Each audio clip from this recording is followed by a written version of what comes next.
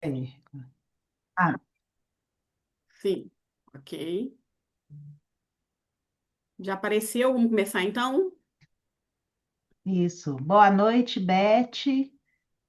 Boa Prazer noite, ter Ana. você aqui.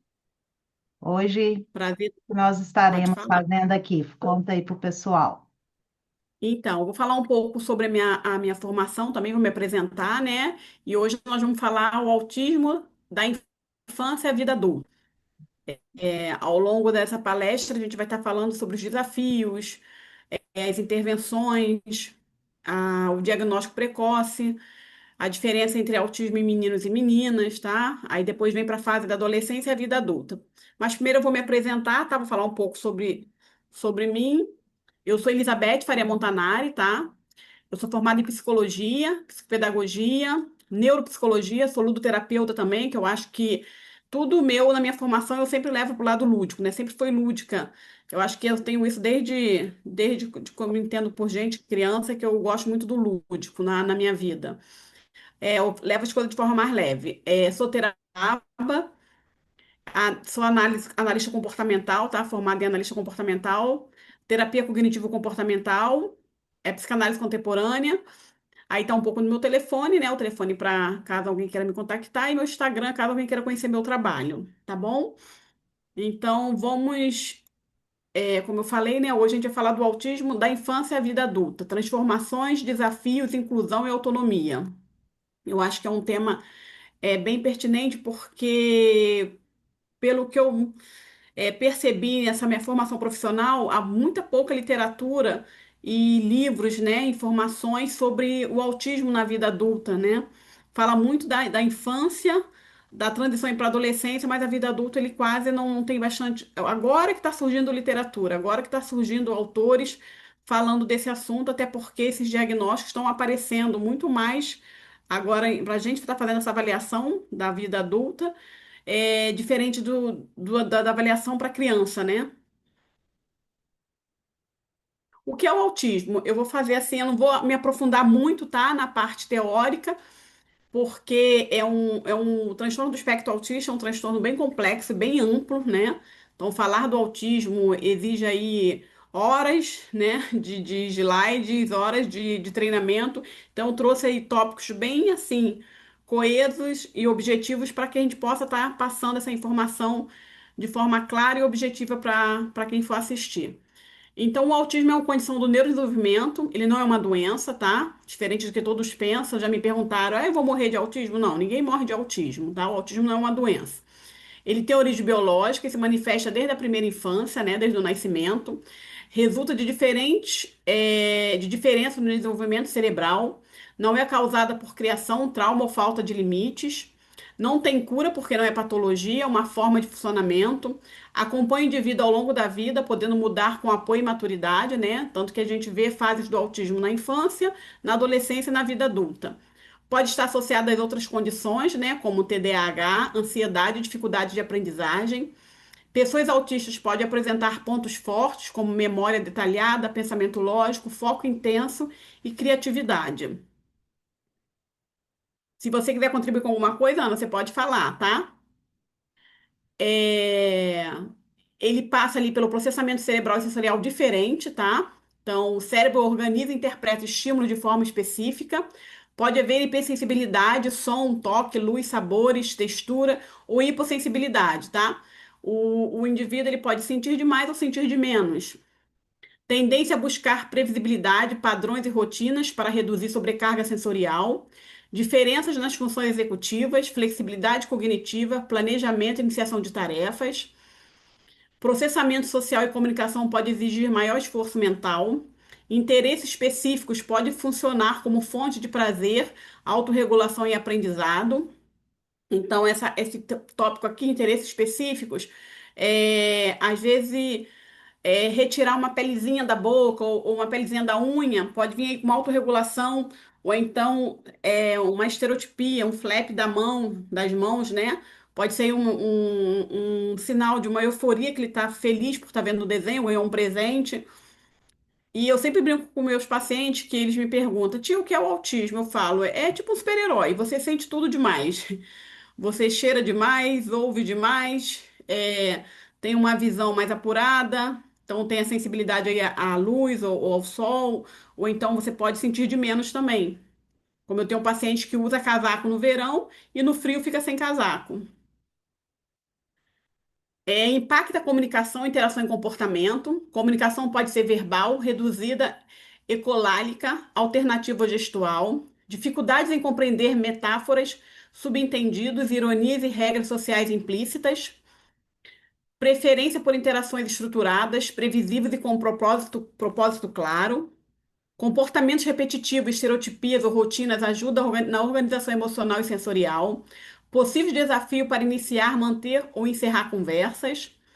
Não é falta de interesse social, muitas vezes é dificuldade no como se relacionar.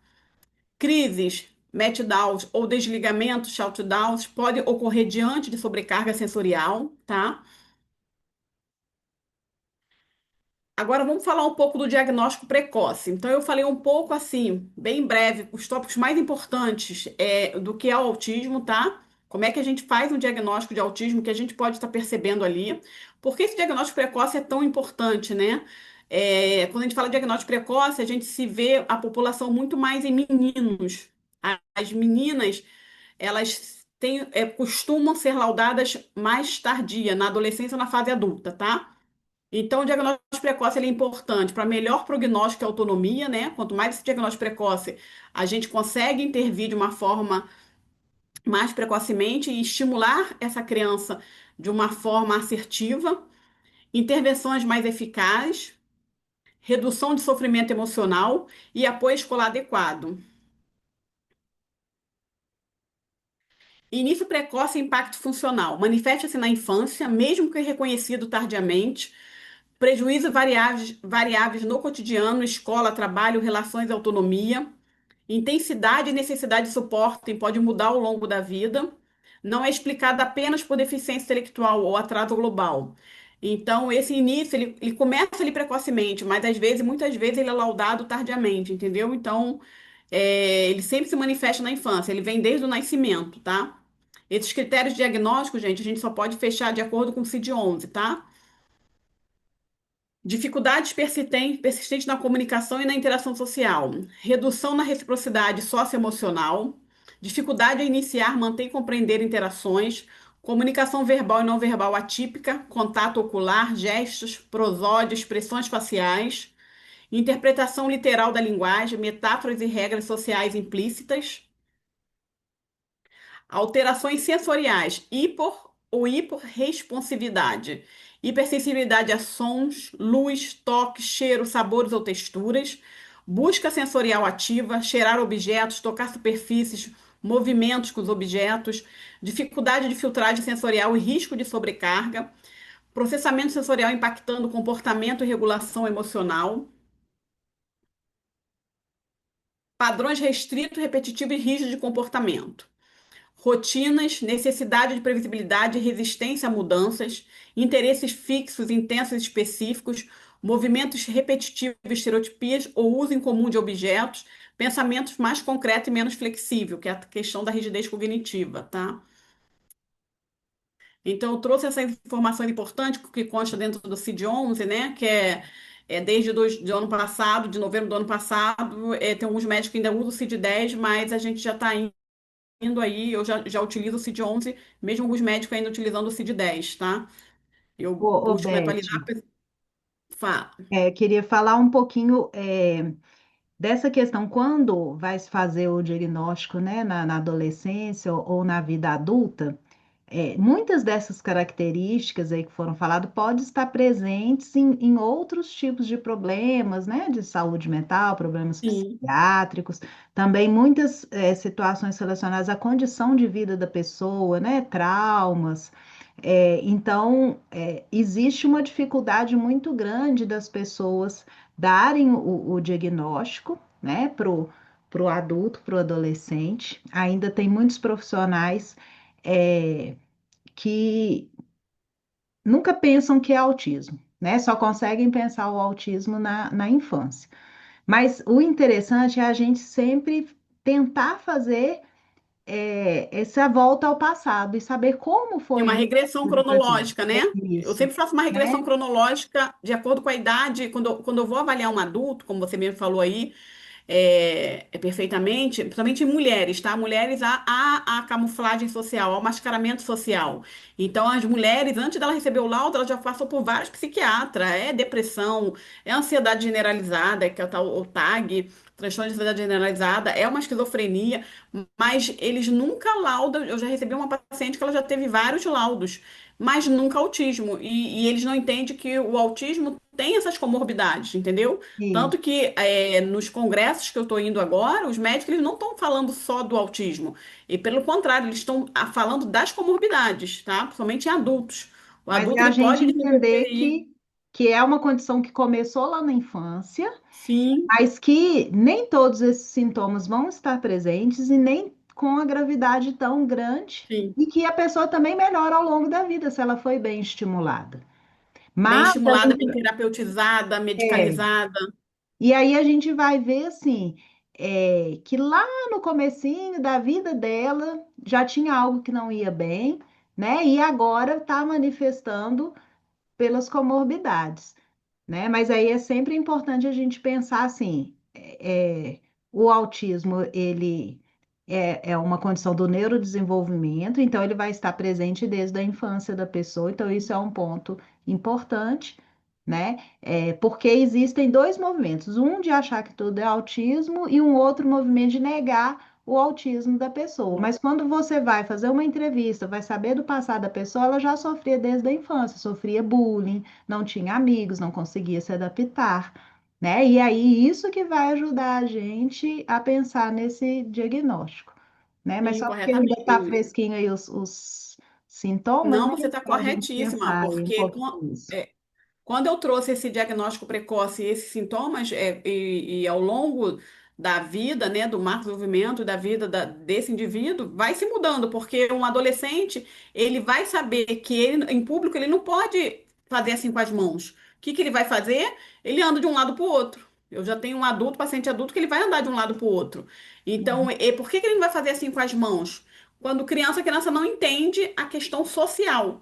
Ela entende que ela vai estar ali com a euforia, tá alegre, ela faz o flap com a mão. O adulto, não. Ou ele vai arrancar uma pelinha, ou ele vai esfregar as mãos. Eu tenho uns que ele tem a extremidade das mãos, ele faz assim com os dedos, encolhe os pezinhos, ou então ele gosta de ficar esfregando o pezinho no meu tapete, né? Que eu boto o tapete, especialmente porque eu sei que eles gostam desse tapete que é mais, que ele gosta da textura.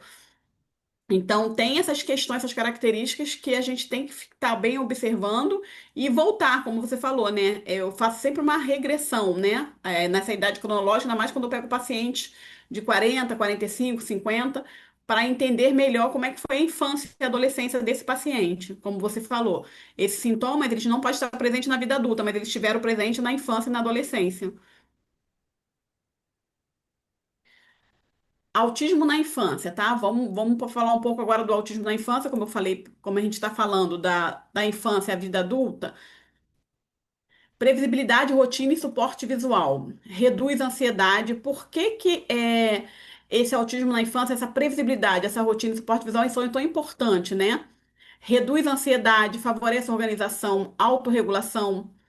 Quadro de rotina é fundamental. Agendas visuais, histórias sociais e sinalizações ajuda na compreensão, antecipação de mudanças com linguagem simples e concreta, ambiente estruturado com menos estímulos excessivos, regras claras, consistentes e ensinadas de forma explícita.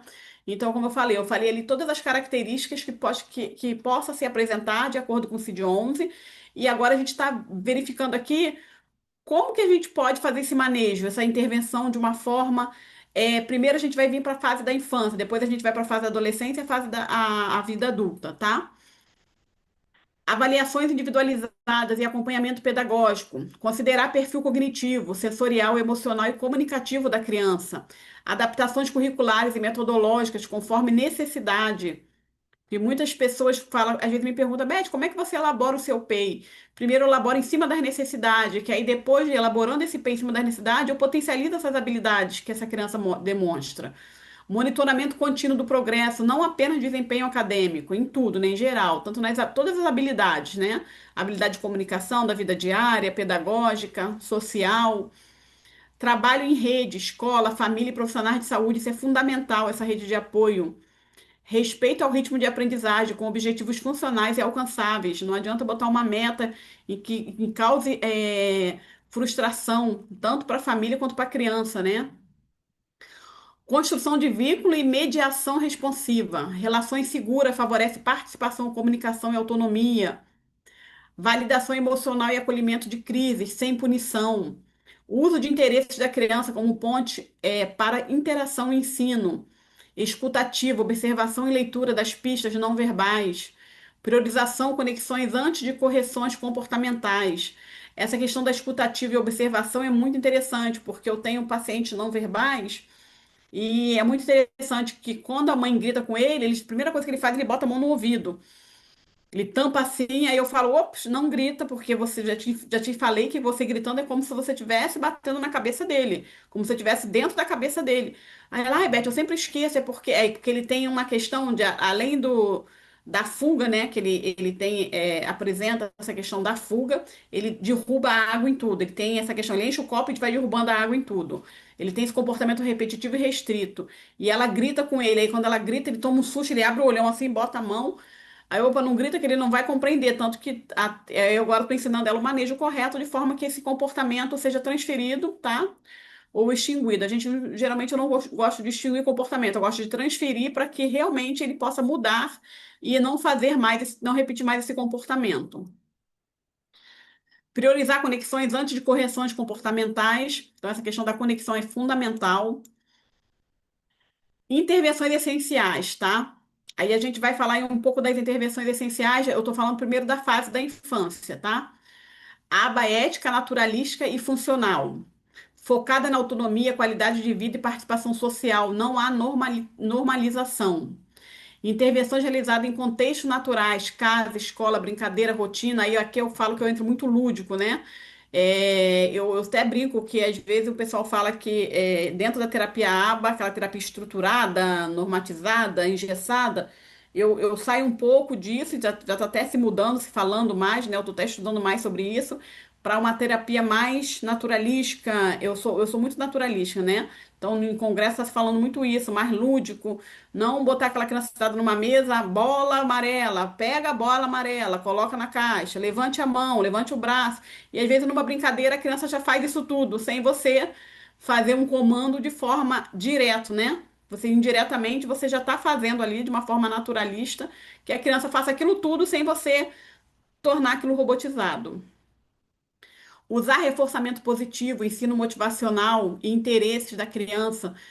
Define objetivos funcionais, pedir ajuda, esperar, flexibilizar, socializar o autocuidado. Respeita consentimento, sinais de desconforto, dignidade e individualidade. Envolve família, promove generalização e redução de dependência terapêutica. Então, a aba ela vem muito isso, né? A aba trabalha muito com a questão de envolver todos. Eu sempre envolvo todos, né? Mas eu sempre informo para os pais, primeiro, qual a funcionalidade desse comportamento, por que que ela está tendo esse comportamento, qual a necessidade, ela quer comunicar o que com esse comportamento. Então, eu me inicio a partir daí, entendeu? Aí, a Ana, aqui eu vou deixar um pouco para você, porque é a tua área, né? Então, não sei se você está enxergando, eu acho que é legal você falar essa parte aqui. Eu até trouxe, vem a aba, depois vem a terapia ocupacional, que é fundamental para as crianças, né? Que são não só criança, adolescente também, e o adulto também. É, Você quer que eu leia e você comenta, ou você quer ler e comentar? consigo ler aqui. É, Tá. tem uma questão que até dentro da terapia ocupacional tem sido muito debatida, né, eticamente, o nosso conselho, porque está havendo uma redução da terapia ocupacional do âmbito apenas da integração sensorial. Então, eu acho importantíssimo que as pessoas entenderem isso, né? E isso está partindo até mesmo dos médicos, né? Que assim já não conheciam a terapia ocupacional e continuam desconhecendo e reduzindo mesmo, né, a atuação do profissional apenas a uma parte sensorial. Então, a terapia ocupacional, ela atua com o desempenho ocupacional. O que que é a ocupação? É tudo aquilo que a gente faz. Nós, como seres humanos, nós somos seres ativos, a gente faz coisas, né, durante o nosso dia, o nosso cotidiano, né? A gente tem várias áreas de desempenho. Então, tem a AVD, atividades de vida diária, atividades de vida prática, trabalho, lazer, estudo, vida social, relacionamentos, tudo isso são ocupações. Então, primeiramente, o terapeuta ocupacional vai perceber como estão as ocupações daquela pessoa, né? A criança, qual que é a principal ocupação da criança? É o brincar. Então, a gente começa avaliando o brincar da criança. Dentro desse brincar, a gente pode perceber que tem coisas que estão travando esse brincar, dificultando esse brincar. Aí a gente chama de componentes, né? Então, o sensorial, ele é um componente das nossas habilidades, né? Então, primeiro, a gente tem a área de desempenho, né? Brincar está dentro da área do lazer, no caso da criança. E para ela brincar, ela tem componentes motores, sensoriais, psicoafetivos, né? Então, aqui tem o primeiro tópico: avalie o processamento sensorial, coordenação motora, planejamento e autorregulação. Tudo isso são componentes. Componentes sensoriais, motores, cognitivos e emocionais, né? Que é a autorregulação. Então, são componentes. Estratégias para reduzir sobrecarga sensorial e aumentar tolerância, né? Então, aí é uma atuação voltada para esses componentes quando a criança tem uma disfunção, né? Desenvolvimento de habilidades de vida diária, vestir, se alimentar, né? Alimentação, higiene, organização. Então, as habilidades de vida diária é aquela independência, né, que a pessoa deve ter, que toda pessoa, todo mundo precisa fazer para se automanter, né? Então, são as E, habilidades de vida diária. e, Ana, deixa eu comentar isso aqui com você, porque eu tenho várias pacientes, né? É, que tem muita dificuldade com autocuidado e com a higiene pessoal, tá? Isso é uma característica, né, bem marcante do autismo. Lógico, que quando entra, a criança está transitando para a adolescência, tem a questão da adolescência, que eu até brinco da fase cascão, né? Que o adolescente, mais meninos, né? Entre os 12 e os 16 anos ali, eles começam a evitar tomar banho, escovar dente, mas no autismo já é diferente, ele não vê lógica em parar o que ele está fazendo de interessante para escovar um dente. Ele não vê lógica, e o processamento do banho é bem complexo para ele. Por que que eu tenho que tirar a roupa, pegar o sabonete, colocar o shampoo, passar na cabeça? Então, toda essa área da executiva, né, da função executiva, do processamento, do planejamento, organização, porque o banho, ele acaba sendo um planejamento. Você tem que separar a tua roupa, pegar a toalha, ir ao banheiro, retirar a tua roupa, entrar no chuveiro, pegar o sabonete, passar o shampoo. Então, tem todo um planejamento. Então, eu trabalho muito com a comunicação Uhum. visual em relação a isso, mas o quanto isso está sendo dificultoso, às vezes, até para um adolescente, para um adulto, É. tá? Então, eu acho É interessante porque a porque gente tem separa muito criança. esses dois fatores são importantes. Um primeiro é a questão da reciprocidade social que o autista não tem. Então, ele não entende que para ele interagir em sociedade, ele tem que estar Sim, com a sua higiene feita, ele tem que estar cheiroso, né? Então, sim, existe também essa desvalorização dessa atividade nesse sentido. Existe, então são três pontos, né? Tem esse, o segundo é deixar de fazer o que eu estou fazendo para ir tomar o banho, então a gente sempre vai entrar sempre com aquela questão da previsibilidade, né? Então tá lá assistindo um desenho, a mãe já vai falar assim: olha, quando terminar esse episódio, nós vamos tomar o banho.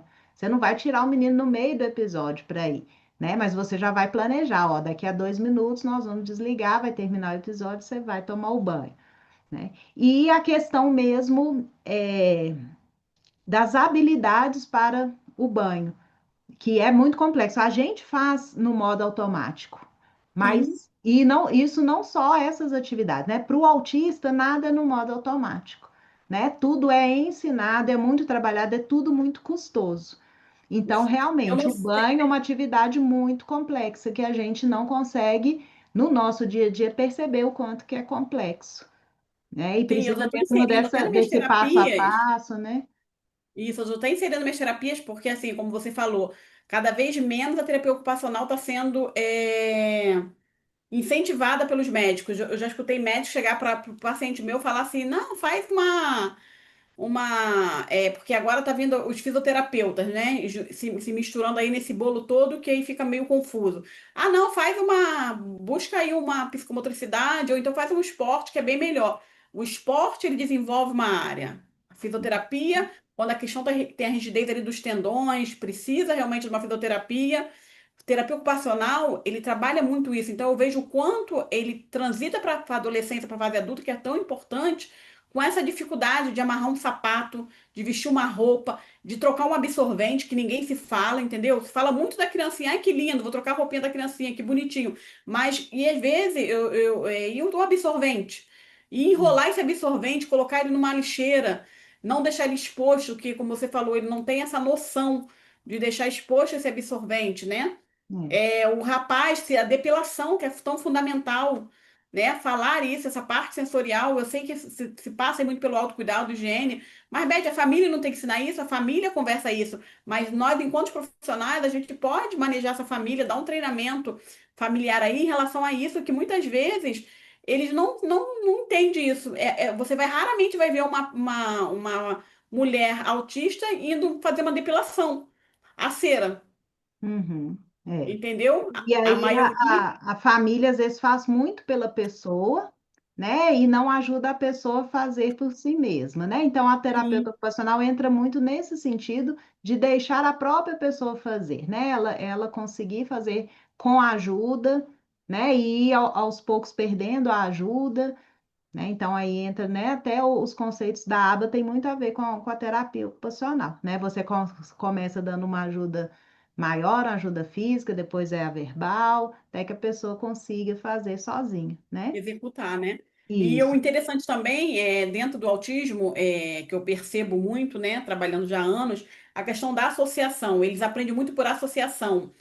Se ele entender que o chocolate vai fazer mal ao dente dele, vai trazer sofrimento e dor que ele vai precisar ao dentista, ele não quer comer chocolate ou bala. Então, o que que eu trago muito para ele? Quando a paciente chega para mim e fala: Ah, mas por que que eu tenho que tomar banho? Por que que eu tenho que escovar dente? Eu falei: Mas você prefere tomar banho e escovar dente? Ou ter uma doença de pele? Ou ter que ir no dentista para fazer um tratamento dentário? O que que você prefere? Aí ele: dente dói, né? Aí ele começa a entender e fala: Não, então eu prefiro escovar dente, eu prefiro É. tomar banho.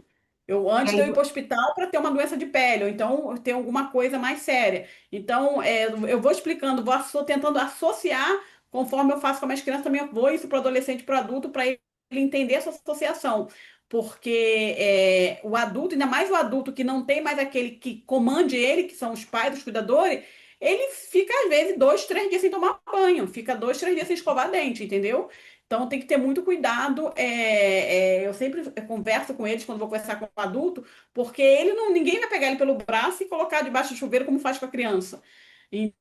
Então, às vezes, já recebi, né? Já entendi e atendi pacientes que me relatam essa questão, porque também tem a fase depressiva, né? Tem a fase da euforia e tem a fase depressiva.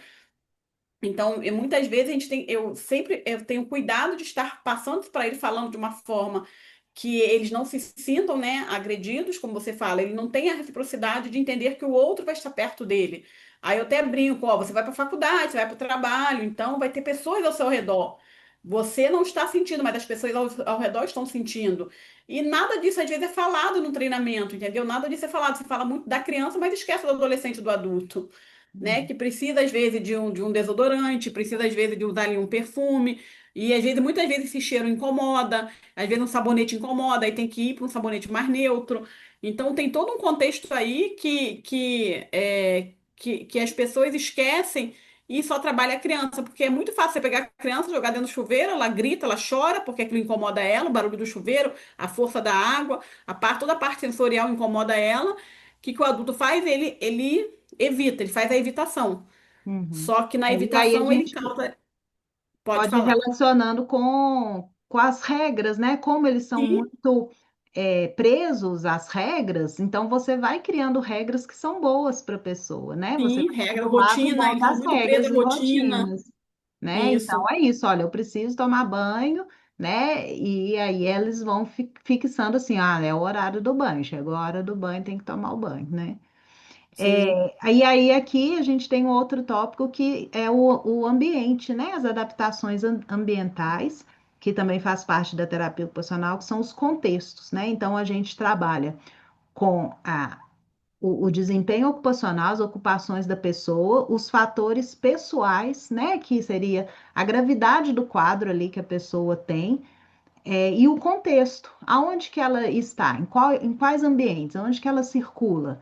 E muitas coisas, às vezes, a pessoa é incapaz de fazer por causa do contexto que não é favorável. Então, se há sim. uma mudança no contexto, ela consegue fazer.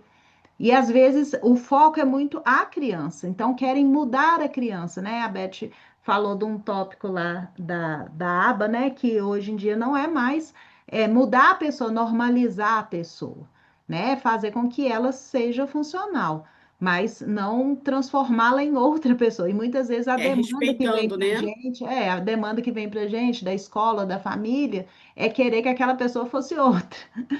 É. Só que a gente sabe se a família facilitar algumas coisas para ela no dia a dia, no ambiente, né, na quantidade de estímulos que tem na casa, de materiais e tal, a pessoa vai conseguir fazer, né? Eu tenho um caso assim de uma mãe que trouxe para mim que ela mudou de casa e eu achei que poderia ser um problema essa mudança, né? Porque o autista é apegado ali à casa, mas ela falou que mudou para uma casa bem clean, sem muita coisa exposta, e aí ela organizou, ela conseguiu guardar muitos brinquedos, e aí a criança acalmou, porque antes era uma criança agitada, que nem sentava para comer, né, que ficava rodando o tempo inteiro, e agora ela conseguiu, com esse ambiente mais tranquilo, com menos estímulos, fazer a criança sentar.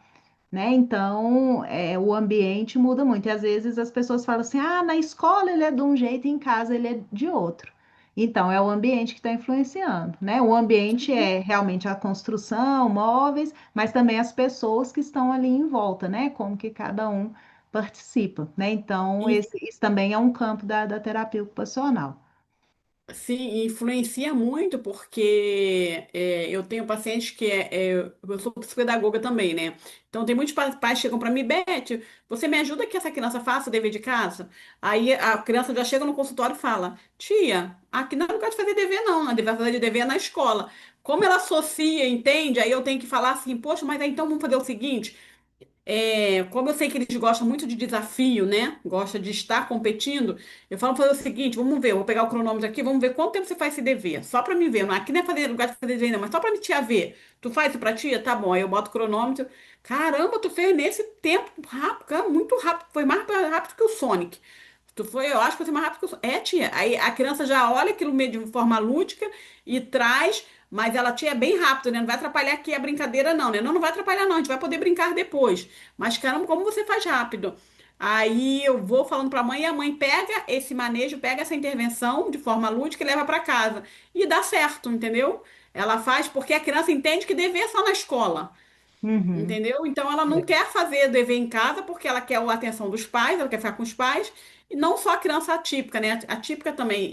E no consultório também não é lugar de fazer dever, mas a mãe traz para mim para eu tentar ver por que que essa criança está com tanta dificuldade em resistência em fazer esse dever de casa.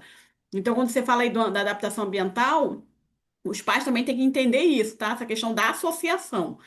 Eles associam muito e eles são, e tanto que eles têm o mesmo comportamento em cada ambiente, tem todo um ritual em cada ambiente que eles sabem. Eles já chegam na escola, eles ficam na fila, eles sentam, eles fazem dever, eles voltam e vão para casa. Em casa eles colocam a mochila e sim, aí é como você falou, a previsibilidade é a rotina, regras, né?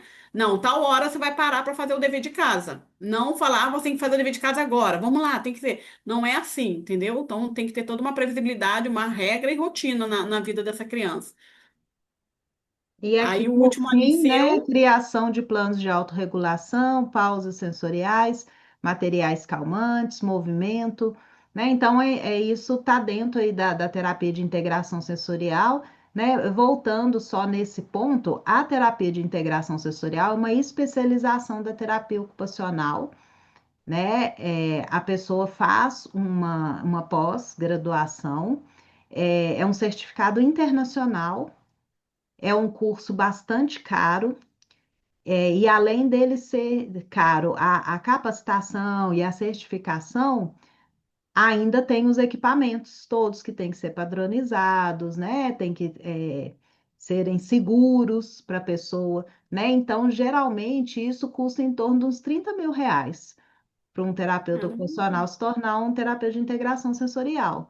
E aí as pessoas têm cobrado muito isso, né? Que não tem. Ah, não tem terapeuta, o médico indicou integração sensorial e não tem. Não tem porque é difícil mesmo, é caro. Quem tem isso para investir hoje, né? E aí é cara a sessão, cobra muito, cobra sim, porque é um investimento muito grande, né? É ali no mínimo dois Uhum. anos de pós-graduação. E a gente sabe que não basta só ter uma pós-graduação, você tem que fazer supervisão, você está sempre reciclando, né? Também. Então, por isso que é muito difícil, né? Já é um profissional que já era restrito no mercado, já não tinha. E ainda querer que tenha a especialização, né? E é uma, por exemplo, hoje eu não fiz, eu não tenho essa especialização, eu atuei muitos anos em outra área, na área social, com ONG, sempre tive meu consultório, né? Mas eu fui para o autismo mesmo por demanda, né? Que foi aparecendo. Mas eu não fiz essa especialização e também até devido à minha idade. Hoje eu não tenho mais um corpo para ser um terapeuta de integração sensorial. Eu não consigo mesmo, né? Trabalha com balanços, né? Porque ela Sim. integra os estímulos, né? Dos cinco sentidos que a gente conhece mais com outros sentidos, né, que são a sinestesia, a propriocepção, né? Então, entra o movimento, o balanço, e aí você, como terapeuta, você se coloca ali totalmente junto com a criança, né? O seu corpo é o meio terapêutico ali com a criança. Então, é bastante desgastante isso, né? Mas então, entendendo que a terapia ocupacional faz muita coisa que vai além dessa parte da integração sensorial, E né? o quão E é é muito importante, né, importante. Ana?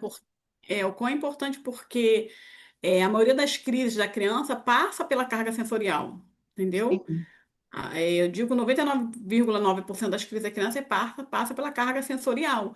E muitas vezes a falta de manejo correto acentua essa crise e não diminui, né? Não reduz. Pelo contrário, ela acentua. Então tem que ter muito cuidado até nesse manejo.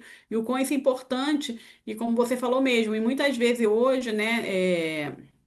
Não aqui mencionando de uma forma julgadora nem crítica, mas como você falou, você vê a terapia ocupacional hoje, as pessoas acham, como você falou, é só, tu vai ensinar meu filho a se vestir, a calçar a coisa, é só um balanço que você tem, uma piscina de bolinha, e muitas vezes não é isso, você tá vendo uma coisa, mas ali tem um profissional que é especializado naquilo, que vai trabalhar outras coisas com aquela criança, entendeu? Uhum, Então, uma mãe uma vez me falou assim: mas ele fica lá na terapia ocupacional sentado, tirando o feijão da bacia, colocando feijão na bacia, tirando feijão na bacia, colocando feijão na bacia e passando a mão, botando o pé. Falei: sim, tá trabalhando toda a parte sensorial dele. Toda a parte motora, sensorial, tá ali trabalhando. Ah, tá. Falei assim: é uma área que eu não tenho como falar que não é a minha área. Eu sou psicóloga, sou psicopedagoga, sou neuropsicóloga, então não é uma área que eu não me atrevo a falar. Mas aí se tu acha que, porque realmente, como você falou, é um profissional que hoje tá difícil de encontrar, né? E as consultas cada vez mais elevadas. Então, realmente, muitos familiares, por essas dificuldades, né? Muitos familiares optam em não fazer isso na vida da criança, e é onde ela tem mais dificuldade, é onde aham. mais afeta ela, essa carga sensorial. Vai atrasando, né, aí o Isso. desenvolvimento, né? Mas a gente tem outras formas de atuar, de ajudar, né? A família, às vezes as pessoas podem conseguir um outro tipo de apoio do terapeuta ocupacional, que às vezes não tem a integração sensorial, mas ele vai ajudar nessas outras coisas que já vão facilitar, Sim, né? Nas muito. adaptações ambientais, nas orientações para os pais, né? E aí a pessoa já vai ter algum tipo de ajuda, né? Sim, Então, não ficar também só preso nisso que precisa, né, só da integração sensorial, né? Ele pode se beneficiar de outras formas. de verdade. Vamos passar aqui para Não, eu queria muito, né, que outros profissionais estivessem aqui. O convite foi feito, mas hoje só estamos eu e você aqui. Então, eu vou falar um pouco da fonoaudiologia na minha área, mas trouxe um pouquinho, que é uma intervenção essencial também, que é a comunicação social e pragmática, fortalece intenção comunicativa, não apenas fala, ensina turnos, pedidos, recusas, narrativas de leitura de contexto social, trabalha prosódia, gesto, contato visual funcional e compreensão inferencial, pode incluir comunicação alternativa e ampliada, envolve família e escola para generalizar habilidades, né? Então, a fonoaudiologia vem toda, trabalha toda essa parte aí da comunicação, linguagem, interação social, até porque nós somos seres comunicativos, né? Então, a gente precisa se comunicar com o ambiente, né? Então, a fono também é fundamental na vida dessa criança. A terapia cognitiva comportamental adaptada ao neurodesenvolvimento, né? Que aí vem a minha área de atuação, a psicoeducação sobre emoções, funcionamento cerebral, sensorialidade e autoconhecimento, técnicas concretas e visuais, escalas, roteiros sociais, quadrantes, mapas mentais, ensina regulação emocional, solução de problema e habilidades sociais, respeita ritmo cognitivo, interesses e forma de processamento. Pode incluir treino parental e acompanhamento escolar, como eu falei aqui, né? Eu faço muito isso, treino parental e acompanhamento escolar. Eu faço tanto indiretamente como diretamente, tá? Eu faço muito mais indiretamente, porque eu acabo ali na minha terapia envolvendo os pais ali, às vezes eles sentam no chão comigo e entende ali o que ele possa trabalhar com essa criança, com esse adolescente, até o adulto, quando ele vem para mim também, eu trabalho muito esses itens aqui, esses tópicos com eles. Aí, eu como eu botei aqui, né, no final, as intervenções, que aí tem, aí, finalizando, né, a gente passa aí para intervenções essenciais, né? A aba ética, naturalista e funcional, terapia ocupacional, integração sensorial e autonomia, fonoaudiologia, a terapia cognitivo-comportamental, o transtorno do espectro autista sem crise, que aí, trabalhando tudo isso, a criança evolui, intervém, tanto a criança como a família, como adolescente, como adulto, né? E trabalhando a questão do hiperfoco. Agora eu vou falar aqui um pouquinho. Nós falamos das intervenções, agora vamos falar um pouquinho do transtorno do espectro autista sem crise, né? Por que que essas intervenções são importantes para evitar a crise, né? Tem as crises, né? Que a crise, geralmente, as pessoas falam, ah, mas isso é mimado, é mal educado, é birra. Então, se diferencia muito a crise da birra, né? A birra, ela tem uma durabilidade menor e passa quando a criança alcança o que ela quer. A crise, mesmo alcançando o que ela quer, para ela não importa mais, ela já entrou em crise. Então, mantém ali um período, geralmente dura entre 50 minutos e uma hora, até mais, tá? Já tive crianças com crises até mais de uma hora, até ela se regular, você ter toda a regulação ali, aquele estresse do ambiente, aquela carga sensorial, ela tem uma durabilidade, mesmo você oferecendo o que ela quer, tá? Às vezes, mas eu tô oferecendo, ela não quer, então vai ficar aí. Mas não importa, você pode dar que a crise já foi estabelecida. Então, não é birra, e sim uma resposta neurológica à sobrecarga. Prevenção é prioridade, reduzir estímulos, antecipar mudanças, oferecer previsibilidade, identificar sinais iniciais, agitação, fuga, silêncio, irritação, estereotipias intensas.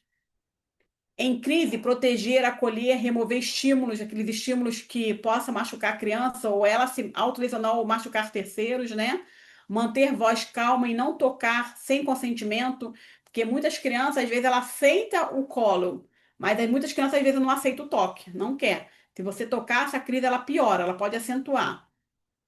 Após crise, reconstrução emocional, sem punição ou culpa. Não adianta ficar ali toda hora falando, ah, mas que palhaçada, porque você fez isso, viu? Agora tu não vai ganhar isso do papai e da mamãe. Muitos pais fazem muito isso, né? A criança acabou de sair da crise, aí começa o massacre da punição. Não vai ganhar, não vai fazer isso, vai fazer aquilo, tá de castigo, vai fazer aquilo. Calma, não é isso. Primeiro acolhe, primeiro reconstrói essa regulação emocional, trabalha em cima dessa regulação emocional para que a criança se estabeleça, entenda, depois num outro momento você explica o que aconteceu e por que que não deve evitar aquilo, não fazer aquilo. E intervenção centrada na segurança e dignidade. E vamos trabalhar um pouco do hiperfoco, né? Por que que eu separei esse das intervenções, até botei nas intervenções essenciais, mas por que eu separei esse das intervenções profissionais, né? porque eu quis tanto a questão da crise como o hiperfoco trabalhar, porque muitos profissionais, eu já escutei de muitos profissionais mesmo, até colegas de trabalho, falar: ah, mas eu não gosto do hiperfoco. Eu sou o contrário, eu amo o hiperfoco. Eu adoro o hiperfoco. Eu fui num congresso que eu encontrei um profissional, um palestrante maravilhoso, que ele falou assim: enquanto vocês não querem o hiperfoco, eu quero. Porque o hiperfoco, ele é minha porta de entrada. Eu sempre falo que o hiperfoco é minha porta de entrada. E através do hiperfoco eu trabalho a rigidez cognitiva, flexibilizo essa rigidez e tentando inserir ali mais questões e mais objetos, mais brincadeiras, outras tarefas, outras demandas, sem como uma tentativa que eu falo indiscreta, né? Então, como trabalhar o hiperfoco? Transformar interesse intenso em recurso terapêutico. Eu faço muito isso. Social e pedagógico. Então, às vezes eu pego uma questão, até quando eu mando um relatório para a escola, eu falo: bota na prova dele um carrinho, bota na prova dele um Sonic, uma figurinha, não custa nada. Que ele vai olhar aquele Sonic e vai: opa, vou fazer a prova, que tem um Sonic na minha prova, vou fazer. Ou então, bota umas letras maiores. Então, toda essa adaptação em cima do hiperfoco, seja qualquer dificuldade que essa criança tenha essa necessidade, então eu identifico essa necessidade e através do hiperfoco eu trabalho em cima dessa necessidade. Usar o hiperfoco para ensinar conteúdos acadêmicos, que acabei de falar isso, habilidades sociais ou autonomia, planejar pausas, transições e flexibilização gradual. Monitorar para que não vire isolamento, exaustão ou prejuízo funcional. Então, às vezes, o adolescente faz muito isso, né? Ele fica ali jogando, jogando, jogando, jogando, né? Aí dá aquela exaustão mental e a gente fala: ó, dá uma pausa, vamos pausar, vamos parar, vamos fazer alguma coisa. Mas às vezes o adolescente está ali que às vezes a bateria social dele acaba e ele tem uma irritabilidade aí, uma agressividade por conta de que ele não entendeu que ele usou toda a bateria social ali naquele hiperfoco o tempo todo. Reconhecer como potencial, criatividade, memória, produtividade e motivação. Então, eu sempre falo que eu vou de contramão do hiperfoco. Tem alguns profissionais que não gostam, porque acham que a criança não vai conseguir fazer outras coisas, pelo contrário, através do hiperfoco você consegue que ela faça outras coisas. É diferente de não entender o hiperfoco, pelo contrário, eu trago o hiperfoco para dentro da minha terapia. Agora vamos falar um pouquinho da diferença entre meninos e meninas, né? Falamos da infância, falamos das características presentes aí, exigentes aí no CID-11, falamos das intervenções, agora vamos falar de diferença. Os meninos têm estereotipias e interesses mais visíveis, tanto que se lauda menino mais cedo e meninas mais tardio, né? Meninas, camuflagem social e diagnóstico tardio, risco maior de ansiedade e esgotamento emocional nas meninas, tá? Por isso que muitas meninas na adolescência e na fase adulta aí vem a depressão, né? A ansiedade. Autismo em meninos, características comuns, tá? Estereotipia e interesses restritos mais evidentes, maior dificuldade de iniciar e manter interações sociais, sinais percebidos mais cedo pela família e escola, maior identificação com áreas técnicas e concretas, tendência a comportamento externalizantes, por isso que é muito mais fácil, fácil que eu digo entre aspas, né? Porque o diagnóstico ele não é fácil, ele tem que ser todo um estudo, todo um levantamento, uma avaliação aí completa para entender esse autismo, mesmo sendo o autismo clássico, né? Que aquela criança se apresenta ali com dificuldade na fala, estereotipia, ecolalia, comportamento restrito e repetitivo, seletividade alimentar, sensibilidade sensorial, mas a gente precisa entender todo esse contexto, mesmo sendo visível ali na comportamental. Autismo em meninas, características comuns: alta camuflagem, habilidades sociais imitativas, interesses intensos, porém socialmente aceitos, diagnóstico mais tardio ou confundido com ansiedade, exaustão emocional após demandas sociais, maior risco de depressão e sobrecarga interna. Então, as meninas, há uma camuflagem aí social, porque a menina, ela dificilmente, sendo nível 2 ou 3, ela dificilmente vai ter dificuldade na fala, ela vai apresentar estereotipias bastante intensas ou ecolalia. Os meninos já apresentam muito isso mais visíveis. Agora vamos um pouquinho para a transição para a adolescência. Até aqui nós chegamos, né? Vimos toda a parte da infância. Agora a transição para a adolescência. A gente primeiro precisa saber a identidade, pertencimento e autoestima. Por que isso, né? Porque eu trabalho muito o autoconhecimento. Quando eu pego um adolescente que se descobre autista, quando a gente lauda um adolescente aí para entre 16, 17, 18 anos, eles, primeira coisa que me perguntam: eu não quero, tio, eu não quero esse laudo. eu não aceito esse laudo. Aí eu falo assim, mas deixa eu te explicar primeiro, vamos trabalhar o autoconhecimento, vamos entender o que é o autismo. Aí eles começam a falar, ah, não, mas eu sou estranho, as pessoas vão me achar estranho, eu não quero fazer prova separada, eu não quero que ninguém fique rindo de mim na escola, eu não quero ir ter um mediador, eu não quero nada disso. Então ele já começa a identificar e começa a vir a questão da vergonha, né, perante os amiguinhos, os amigos, né? Então, primeiro, respeitar essa identidade, esse pertencimento, essa autoestima, entender um pouco esse contexto. Adolescente passa a perceber essas diferenças de forma mais consciente. Então, quando ele começa a perceber, ele possa ter vergonha ou não. Eu já tenho um que já enfrenta, ah, tia, eu vou falar mesmo que eu sou autista e vou querer aceitar a prova adaptada, vou aceitar as questões aí na escola, mas mesmo assim ele ainda fica com aquela questão da vergonha. Construção da identidade autista, autoconhecimento, autocuidado e aceitação. Importância de ambientes que validem, acolham e respeitem as singularidades. Fortalecimento de interesses, habilidade e competências para promover a autoconfiança. Representatividade, rede de apoio e grupos sociais seguros, favorece o pertencimento. Eu até oriento a eles, tá, a buscar esses grupos que hoje existe muito na internet, né? Tem muitos grupos de autismo, né? De adolescente, tanto de menino como menina, para eles ali eles trocam informações, eles trocam experiência, eles trocam. Tem até eu participo de vários grupos, né? Que eu fico ali, eles me fazem perguntas, eu participo. Ah, mas eu sempre fui assim, eu sempre fiz isso, sempre fiz aquilo. Mas você faz isso, você tem isso, você tem aquilo. Você usa abafador? Aí eles vão trocando, vão ali conversando. Eu acho muito interessante a conversa entre eles, que eles vão vendo que eles não estão só, né? Eles vão encontrando pessoas que eles possam compartilhar essas experiências. Transição escolar e social mais exigente. Maior demanda por função executiva, organização, autonomia, planejamento e prazos. Regras sociais ficam mais implícitas, complexas e dinâmicas. Ampliação de círculos sociais, iniciação afetivo-sexual e pressão grupal. Isso aqui também não é quase falado, tem um tabu muito grande em questão do relacionamento afetivo-sexual, né? Então, muitas vezes eles se retraem, não se descobrem, os pais não conversam com ele, ou eles mesmos têm muita dificuldade.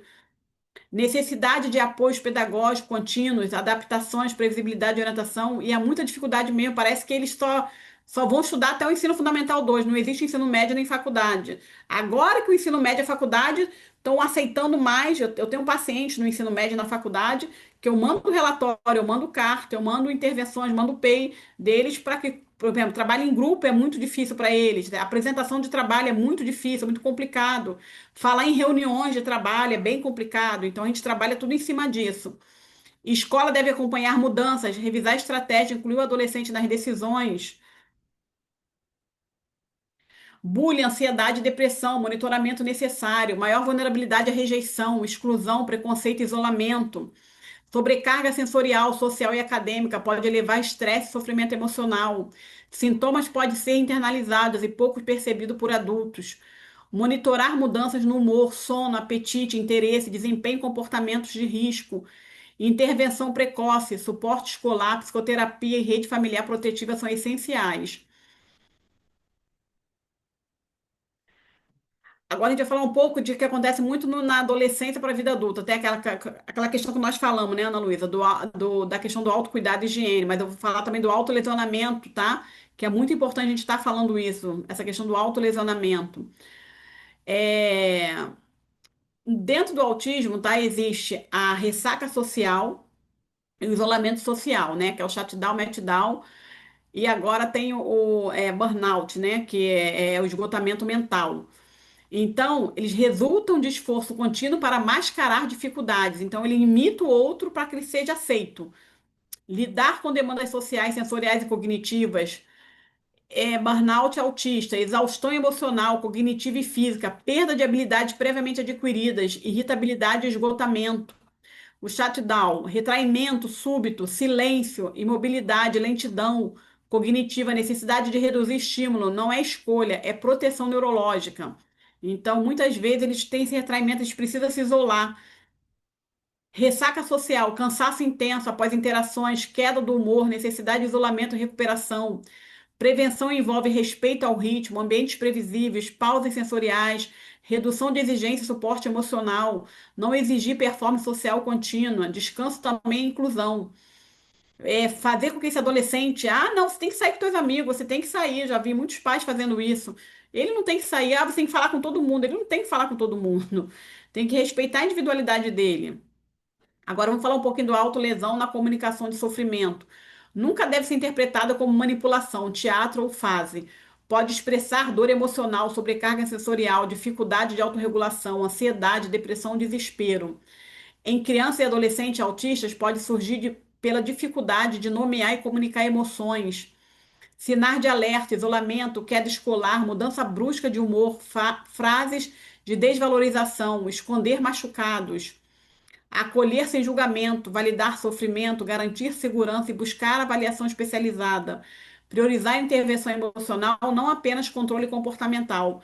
Não é como aquela questão de extinguir o comportamento, tem que acabar com isso.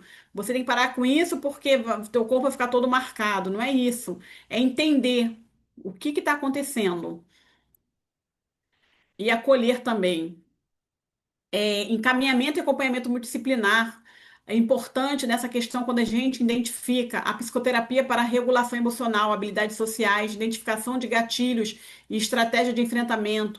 Psiquiatria quando houver risco, sofrimento clínico significativo, depressão, ansiedade ou ideação suicida. Terapia ocupacional para autorregulação sensorial, autonomia e estratégias funcionais. Fonoaudiologia quando houver barreiras comunicativas que intensifiquem frustração. Então, não só a criança precisa de intervenção, olha quanto o adolescente e o adulto também precisa dessas intervenções, entendeu? É que se para ali na criança e fala, você segue agora na adolescência, fase adulta. E quanto eles seguem com tanto sofrimento? Escola e família devem participar do plano de cuidado, rede de comunicação, acolhimento, adaptações, avaliação contínua. TEA é estável, mas necessidades mudam ao longo da vida, como eu te falei, né? Ele se apresenta de uma forma diferente nas fases da vida. O objetivo central, segurança, dignidade, autonomia e qualidade de vida. Vamos falar agora um pouquinho do autismo na vida adulta, no mercado de trabalho e adaptações ambientais, que também não se falam muito. Eu tenho muita dificuldade em encontrar, às vezes, até cursos ou informações que se falam muito nisso. Vejo muito, acho que 80%, 90% dos profissionais atendem só a criança.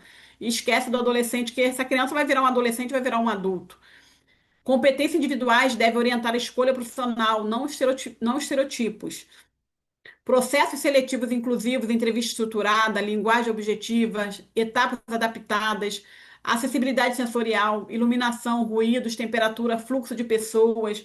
Eu, quando dou treinamento, às vezes até para empresas, as empresas estão contratando porque o autista, ele é muito rápido na tecnologia, ele é muito rápido na questão lógica do raciocínio. Então, ele tem essas qualidades, essas habilidades. Mas muitas vezes na entrevista ele não passa porque a empresa não é capacitada para entrevistar um autista. Muitas vezes esse entrevistador ele vai com um perfume muito forte.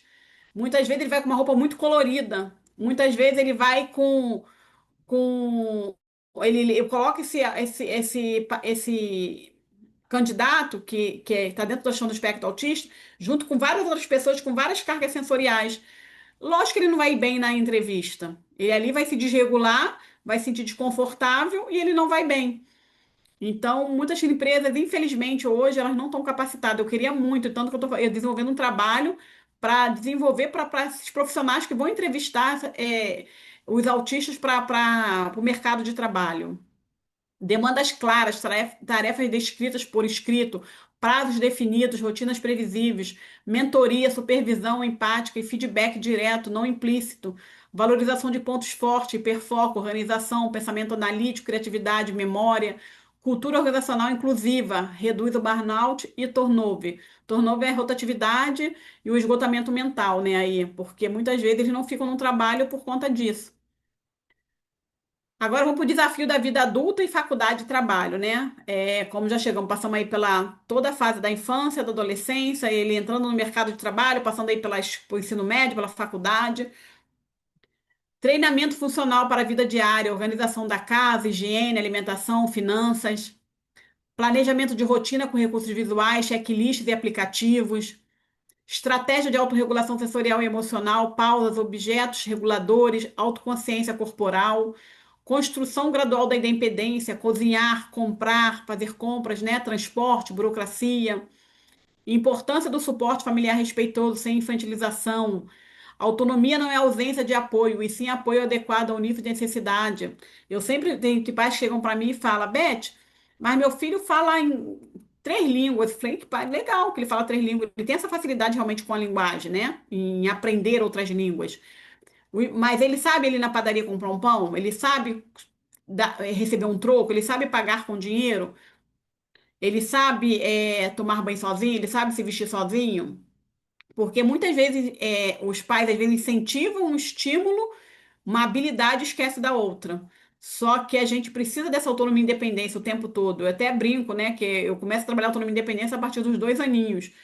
Mas só tem 2 aninhos, sim, vamos começar a trabalhar dos 2 aninhos, porque o que a gente precisa para atingir as outras habilidades é autonomia e independência. Se eu sei me vestir, se eu sei me calçar, se eu sei tomar banho, se eu sei ir na rua comprar um pão, se eu sei ir ao mercado com a minha mãe e ali ajudar minha mãe, eu vou conseguir saber me adaptar na escola, vou saber me adaptar num convívio social, vou saber me adaptar numa faculdade, num trabalho. Direitos legais, inclusão e acessibilidade, né? Então, eu trouxe aí um pouquinho das leis para a gente estar finalizando aí a nossa palestra, né? Nossa conversa aqui. Lei Brasileira de Inclusão, Constituição Federal do Estatuto da Pessoa com Deficiência, assegura proteção e igualdade de oportunidades. Direito a diagnóstico, acompanhamento multiprofissional e estratégia de acessibilidade.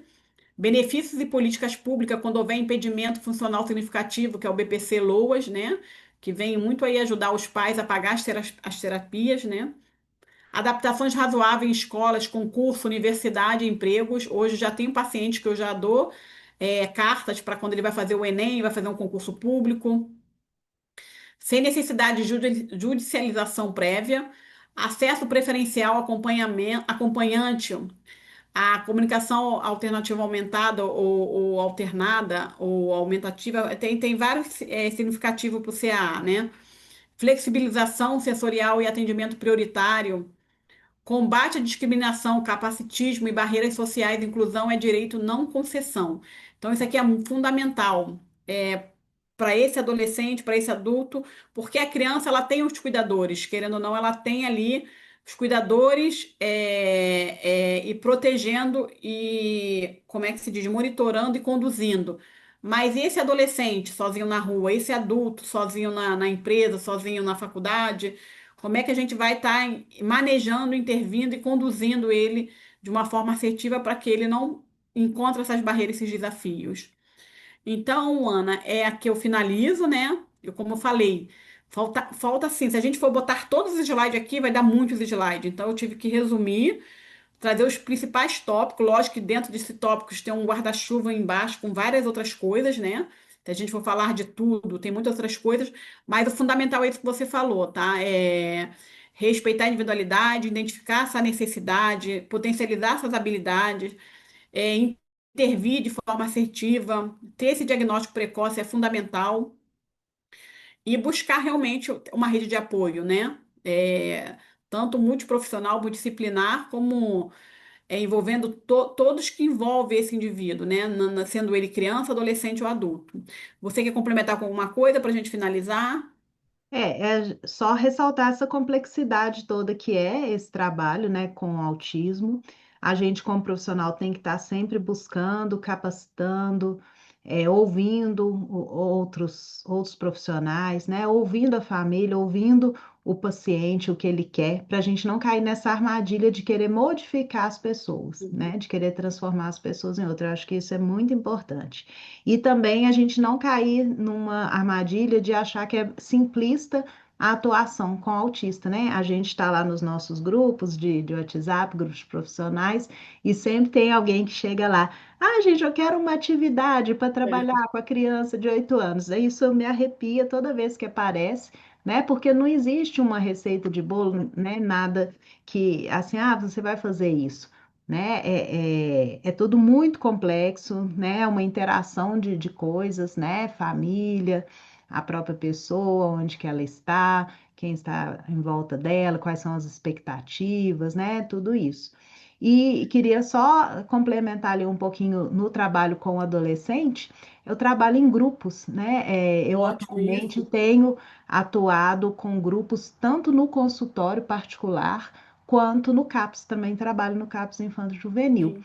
E a gente recebe geralmente os adolescentes que estão com as comorbidades aí da depressão, da ansiedade, principalmente, né? E muitos que nunca, é, nunca tinham percebido que eram autistas e procuram serviço é, por essa ansiedade, essa depressão, e que a gente, quando vai ver, geralmente pela dificuldade que tem de socialização, de conversar. Então, no grupo é que ele vai treinar essas habilidades sociais, né? Porque geralmente o autista convive bem com pessoas fora da faixa etária dele. Então, no Sim. atendimento individual, às vezes com a gente, sozinho, ele vai conversar, vai conseguir, né, fazer, mas às vezes lá no grupo de pares ele não vai conseguir, né? Porque às vezes ele é inadequado, às vezes as pessoas vão rir dele, vão fazer bullying. E quando você está atuando num grupo, você consegue manejar essas atitudes, né? E consegue mostrar para ele que existe uma atitude que é mais bem aceita socialmente, mas não no intuito de modificar a pessoa, a personalidade dela, mas dela compreender, né, que quando ela está no social, ela não pode falar certas coisas, né? Então, ali no grupo você consegue muitos resultados também. Muita gente tem muito medo, né, de trabalhar em grupo, de fazer grupos. Então, quem está no SUS, né, e às vezes tem uma carga horária que é muito reduzida, que não dá para atender, comece aí a fazer grupos, grupos pequenos, né, de quatro, Sim. cinco, e aí a gente vai conseguir muita coisa com essas faixas etárias mais elevadas aí, né? Com criança também, mas a criança às vezes ainda não tem as habilidades básicas, né? Mas com o adulto e com o adolescente, os grupos são essenciais porque justamente a dificuldade da interação social é o que mais entrava a vida do autista, né? Então, eu costumo fazer sempre encontros com as crianças, né? Eu sempre, lógico, cada um, eu, não- eu sempre vejo, né, o nivelamento, as habilidades, as necessidades de cada um, né? Até para não ter aí uma crise sensorial ou algum outro tipo de problema. E no adolescente também, às vezes, eu faço isso, tá? Eu tenho um que ele, até hoje, ele não aceitou a ficar em grupo porque ele tem muita dificuldade. Ele, não quero não, não quero não. Não quero, não. Ele tem uma rigidez cognitiva bastante acentuada. Ele, não quero, não. Eu falei, tudo bem, eu vou respeitar o seu tempo. Quando você quiser, como você falou, eu não vou modificar, né, ele. Eu tenho que respeitar a individualidade dele e ele trabalhar. Ele, não. Ele está trabalhando, mas ele trabalha, ele dá bom dia, boa tarde, ele chega, faz o trabalho dele, depois ele, bom dia, boa tarde, boa noite, vai embora e pronto. Então, ele tem essa questão da rotina, da previsibilidade, de fazer aquilo tudo ali de forma metódica, mas quando fala da interação, ele, não quero não, não quero não. Eu falo, não, mas vai vir outros adolescentes aqui da mesma idade sua, a gente vai conversar sobre os personagens que vocês gostam, os animes, jogos. Aí, ele, não, depois, outro dia. Aí ele sempre dá desculpa do outro dia. Ele vai pro cinema sozinho, ele chega lá, assiste o filme, vai embora para casa. Então, ele tem essa questão ainda da evitação. Então, também a gente, enquanto profissionais, né? A gente tem que entender também o momento de estar fazendo nessas intervenções. Lógico que onde você atua, vai chegando pessoas ali, né? E você vai manejando, identificando e sabendo manejar de forma correta cada um com suas características. Vai ter um que sempre vai falar mais, outro vai falar menos, um que vai querer entender o coisa, outros também vão ficar ali mais incomodados, talvez vão querer sair. Então, a gente, enquanto profissional, a gente tem que estar atento a tudo isso e o que eles demonstram para a gente também. E uma outra coisa importante é que está faltando realmente profissionais que trabalhem com esse público, né? Com esse adolescente, com os adultos. Tem muitos profissionais que trabalham com crianças, mas esquece que eles viram um adolescente, que eles viram um adulto, e precisa ser falado na higiene pessoal, no autocuidado, no autolesionamento, na questão do mercado de trabalho, da faculdade. Tem que ser falado da questão sexual, da sexualidade. É necessário estar falando isso, entendeu? Não deixar, porque, e como aqui é importante ter um tópico aqui, não infantilizar esse adolescente, esse adulto. Muitos pais acham que, não, tem autismo, não consegue fazer nada sozinho. Eu vejo hoje, às vezes eu ando na rua, eu vejo muito. Lógico, gente, com exceção do nível 2, nível 3, que são casos totalmente diferentes, tá? São comorbidades aí mais intensas, que requer aí um cuidado mais específico. Mas eu vejo muitas mães segurando os filhos aí pelo braço na rua e você vê ali que é um nível 1 de suporte, entendeu? E muitas vezes com medo, às vezes até por ela não ter esse conhecimento, ou não foi manejada de forma correta, ou não foi treinado de uma forma correta, ela acha que o filho dela está em perigo e, querendo ou não, acaba regredindo, né? Até nós mesmos, se a gente deixar de fazer algo, a gente regride em tudo, né? Se a gente ficar o dia todo sentado no sofá, só comendo, vendo televisão, ficar durante um mês ali, a gente vai regredir. Nossa parte motora, a gente vai criar aí uma obesidade, a gente vai regredir, vai ter um prejuízo aí na nossa vida social, física e mental. Então, é estímulo, terapia, atividades esportivas, escola, trabalho, faculdade, e sempre incentivar e estimular para a autonomia, sempre em cima da autonomia e independência. Eu acho que é isso, Ana. Eu acho que a gente conseguiu, de uma forma sucinta, objetiva aqui, passar todas as informações necessárias dessa transição da infância para a vida, para a adolescência e para a vida adulta. Isso aí, Beth, e despertar nas pessoas esse interesse, né, de aprofundar. E a nossa ideia é estar trazendo mais conteúdos, né, para as pessoas, Sim, aprofundando cada tema aí, né? Então, hoje essa aula foi mais genérica, né? Mas a gente viu sim. que cada item aqui, ele pode ser realmente, né, ampliado aí muita coisa. Verdade, bastante. Se a gente for abrir todos esses itens aqui que eu trouxe, vai dar aí. Eu nem sei quantos slides vão dar, né? Mas tem que realmente. Então, mas eu trouxe tópicos bem assim esclarecedores que só você de ler você já entende, entendeu? Já entende o que tem embaixo, aquilo que você falou, muito importante. Me arrepio quando alguém pede uma tarefa. Não é só uma tarefa. Eu posso te dar várias tarefas, mas será que você vai saber conduzir essa tarefa de forma correta? Uhum. Será que realmente essa tarefa vai atender a necessidade do teu paciente? Será que você não. Eu posso. É tipo pedir Ana, me dá um remédio para dor de cabeça? Não, não, Beth, eu não vou te dar porque eu não sei se o remédio que eu vou te dar vai fazer bem para você. Ele pode ter componentes que pode fazer mal, é igual uma tarefa, uma habilidade, uma necessidade. Eu posso botar lá N tarefa, mas será que vai atender o meu paciente? Entendeu? Porque cada Exatamente. paciente, por mais que ele tenha o mesmo laudo, ele tem um contexto familiar diferente, ele é estimulado de uma forma diferente. Tem um Então, hiperfoco diferente. hiperfoco diferente, tem os fatores ambientais, fatores fisiológicos, fatores sociais. Então, mas ele tem o mesmo laudo, ele não vai ter a mesma característica? Pode ter a mesma característica, mas vai ser apresentado de uma forma diferente. Entendeu? Se você pegar uma criança que ela é estimulada, que ela tem terapias que é incentivada para outras que não tem, você vai ver uma diferença muito grande com o mesmo laudo.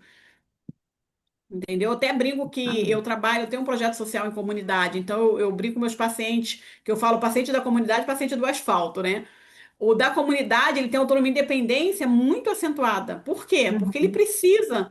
Ele vai na padaria sozinho, ele vai no mercado sozinho, mas a questão da compreensão verbal dele, do vocabulário, você vê que é reduzido pela questão dos estímulos culturais, estímulos educacionais e a questão escolaridade familiar também. Aí você vem para o asfalto, a autonomia e independência do asfalto é zero, é baixa, lá nula.